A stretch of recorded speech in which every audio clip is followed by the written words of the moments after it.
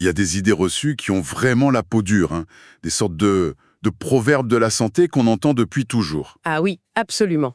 Et en tête de liste, je crois qu'il y a celle-ci. La course à pied, ça use les genoux. Le fameux choc répété. Exactement.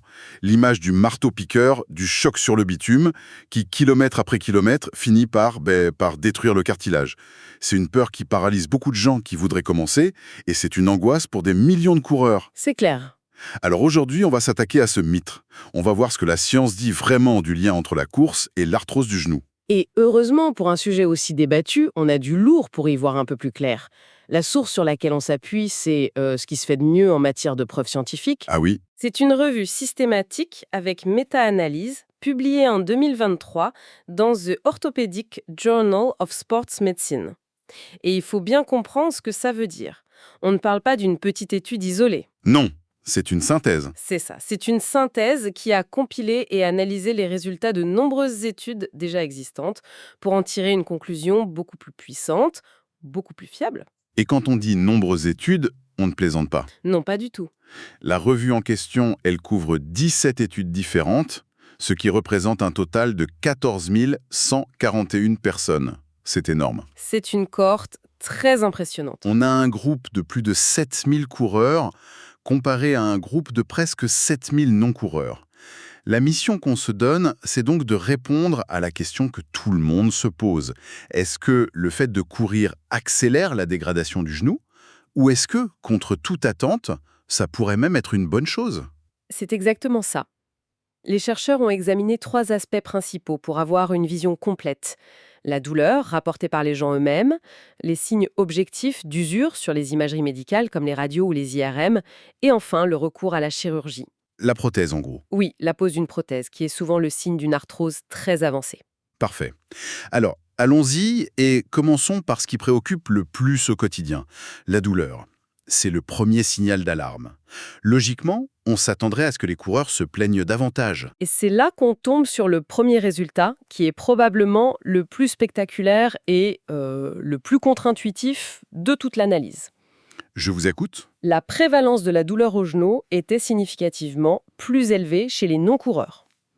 Attendez, pardon. Plus élevé chez ceux qui ne courent pas. Oui, C'est l'exact opposé du mythe. l'exact opposé. Les chiffres sont sans appel. En compilant les données, on arrive à 41% des non-coureurs qui rapportent des douleurs au genou. 41%. Et chez les coureurs, ce chiffre tombe à 28,2%. La différence est immense et statistiquement très solide. C'est fou. On nous dit depuis des années que l'impact est l'ennemi, et là, les données montrent que ceux qui ne s'imposent pas cet impact ont plus mal. Comment on peut expliquer un tel paradoxe? Alors, J'ai une première idée qui me vient en tête. Le poids. On sait que les coureurs ont tendance à avoir un indice de masse corporelle, un IMC, plus bas. C'est un facteur évident, non? c'est exactement le premier point que soulève l'étude.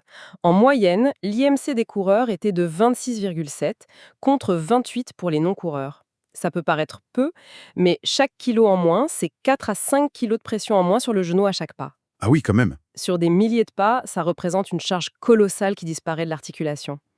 Mais ce n'est qu'une partie de l'histoire. Il y a aussi ce que j'appellerais un aspect armure. Une armure. Vous voulez dire musculaire? Précisément. La course à pied ne fait pas que tasser. Elle construit, elle renforce les quadriceps, les ischio-jambiers, les muscles fessiers. Tous ces muscles forment une sorte d'exosquelette vivant, un système de suspension actif qui stabilise le genou et absorbe une grande partie du choc. Avant même qu'il n'atteigne le cartilage. Voilà, un genou bien soutenu est un genou mieux protégé. C'est fascinant. Donc, les deux grands suspects habituels, le poids et le manque de muscles, expliqueraient pourquoi les non-coureurs ont plus mal. Mais ça, c'est pour la douleur, qui reste une sensation subjective. Oui. J'imagine que le vrai test, le juge de paix, c'est ce qu'on voit sur une radio. C'est l'état du matériel. Est-ce que le cartilage d'un coureur ressemble à une route de campagne après un hiver difficile? C'est la question suivante et elle est cruciale. Si la course détruit l'articulation, c'est là qu'on devrait le voir. Et pourtant, là encore, les résultats sont surprenants. C'est-à-dire? La majorité des études analysées n'ont trouvé aucune différence significative dans la prévalence de l'arthrose radiographique entre les coureurs et les non-coureurs. Concrètement, ça veut dire que si on prend la radio d'un coureur de 50 ans et celle d'un non-coureur du même âge, on ne peut pas dire « Ah, lui, il court, son cartilage est plus abîmé ». C'est globalement l'idée. Les chercheurs ont regardé des marqueurs très précis. Par exemple, le pincement de l'interligne articulaire. C'est la réduction de l'espace dans l'articulation. Exactement. C'est un signe classique que le cartilage s'amincit. Eh bien, pas de différence notable. Ils ont aussi mesuré directement l'épaisseur du cartilage avec des IRM. Même constat. L'image du cartilage qui se fait raboter par la course. L'image qu'on a tous en tête. Oui, cette image de la semelle de chaussure qui s'use sur le bitume, elle ne semble pas correspondre à la réalité biologique. Donc le corps ne fonctionne pas comme un matériau inerte, le cartilage est un tissu vivant. Tout à fait. C'est un tissu qui réagit aux contraintes, qui s'adapte. Mais attention, le tableau n'est pas non plus idyllique et parfaitement uniforme. Ah, je me disais aussi, ça me paraissait presque trop beau pour être vrai. Sur 17 études, il doit bien y en avoir une qui jette un pavé dans la mare, non? Si, et c'est une nuance cruciale. Une des études incluses, celle de Spector, a bien trouvé quelque chose. Une prévalence significativement plus élevée d'ostéophytes. Des ostéophytes. Ce sont les becs de perroquet, c'est ça? C'est le terme populaire, oui. Ce sont de petites excroissances osseuses qui se forment sur les bords de l'articulation. D'accord. C'est une réaction de l'os qui tente de stabiliser une articulation qu'il perçoit comme surchargée. Cette étude est une exception dans le paysage global, mais elle nous rappelle que le lien est complexe. Ok. Cependant, même avec cette exception, la conclusion générale de la méta-analyse reste que la tendance lourde ne montre pas de dégradation accélérée de l'articulation. Donc moins de douleur et pas de preuve d'usure accélérée dans la majorité des cas. Ça nous amène à la conséquence ultime, l'indicateur final, le bloc opératoire. Est-ce que les coureurs finissent plus souvent avec une prothèse en titane dans le genou? C'est le troisième volet, et c'est peut-être là que les résultats sont les plus percutants. Ici, les données ne suggèrent pas seulement une absence de risque, Mais quoi alors? mais un effet potentiellement protecteur de la course. C'est assez frappant.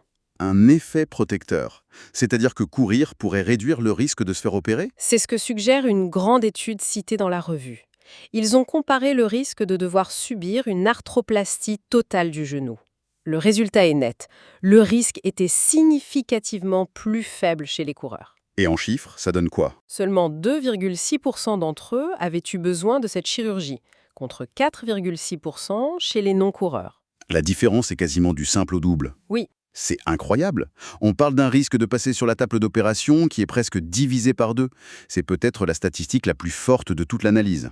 absolument, car c'est un indicateur très concret qui reflète une arthrose devenue très sévère, et ce n'est pas un résultat isolé. Une autre étude a trouvé qu'un nombre élevé d'heures d'exercice cumulées était associé à un risque plus faible de recourir à cette chirurgie. Donc plus on est actif, moins on risque la prothèse. Ça renforce cette idée qu'un certain volume d'activité, loin d'être destructeur, préserve la fonction articulaire. Le tableau général qui se dégage est donc incroyablement positif. Mais en tant que bon esprit critique, je me dis qu'il doit y avoir des bémols, des limites à cette belle histoire. Par exemple, sur quelle durée observe-t-on ces effets? C'est une question essentielle, et les auteurs de la revue sont les premiers appelés à la prudence. Ils soulignent plusieurs limites importantes. La première, c'est celle que vous mentionnez, la durée du suivi. La conclusion de l'étude porte sur les effets à court et moyen terme. C'est-à-dire, Le suivi moyen des coureurs était d'environ 56 mois. C'est un peu moins de 5 ans, c'est déjà bien, mais l'effet de la course sur 30 ou 40 ans de pratique, ça reste moins clair. et puis il y a le grand classique. Est-ce que les coureurs ont de bons genoux parce qu'ils courent, ou est-ce qu'ils courent parce qu'ils ont de bons genoux à la base? Le fameux biais du survivant. Exactement. C'est le Healthy User Bias, et c'est probablement la limite la plus importante. Il est tout à fait possible que les personnes qui développent des douleurs arrêtent simplement de courir. Et donc elles sortent du groupe coureur. Voilà, elles se retrouvent dans le groupe non-coureurs, ce qui a pour effet d'améliorer artificiellement les statistiques des coureurs et d'aggraver celles des non-coureurs. C'est une sorte de prophétie autoréalisatrice. C'est un point fondamental. Et j'imagine qu'il y a aussi une question de définition. Qu'est-ce qu'un coureur? Le jogger du dimanche et le marathonien qui court 150 km par semaine, ils sont dans le même sac? Exactement. C'est le problème de l'hétérogénéité des études. La définition de coureur varie énormément et l'effet sur le genou n'est probablement pas le même. Et enfin, comme on l'a dit, il y a les facteurs de confusion. Les coureurs étaient en moyenne plus jeunes et avec un IMC plus bas. Difficile de tout démêler. Très difficile. Donc, si on est juste, le message à retenir n'est pas une simple injonction à se mettre à courir pour sauver ses genoux. Absolument pas. Le message est beaucoup plus nuancé.